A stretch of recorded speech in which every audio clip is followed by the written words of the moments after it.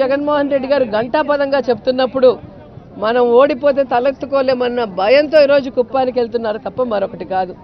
ఈరోజు కుప్పంలో దాదాపుగా 40 సంవత్సరాలు పైగా ఎమ్మెల్యేగా చేశారు, 3 సార్లు ముఖ్యమంత్రిగా చేసి కూడా ఆ కుప్పంలో ఏ కుటుంబానికి సంక్షేమం అభివృద్ధి అందించారో ఒకసారి చెప్పాలి చంద్రబాబు నాయుడు.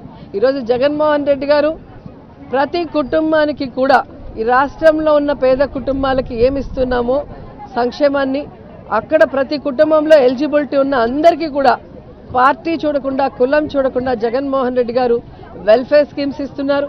ఆ ప్రాంతంలో అభివృద్ధి చేస్తున్నారు. ఆర్డీఓ సర్కిల్ తీసుకొచ్చారు, మున్సిపాలిటీ చేశారు, ఇప్పుడు తాగే నీళ్లు కూడా తీసుకొస్తున్నారు. ఇది చాలా ఇంపార్టెంట్ ఇష్యూ. 3 సార్లు ముఖ్యమంత్రిగా ఉన్న చంద్రబాబు నాయుడు తనకు ఓట్లేసి ముఖ్యమంత్రి అయ్యేందుకు అవకాశం ఇచ్చిన ఆ కుప్పానికి తాగే నీళ్లు కూడా ఇవ్వని ఒక దౌర్భాగ్యమైన పొలిటిక్స్.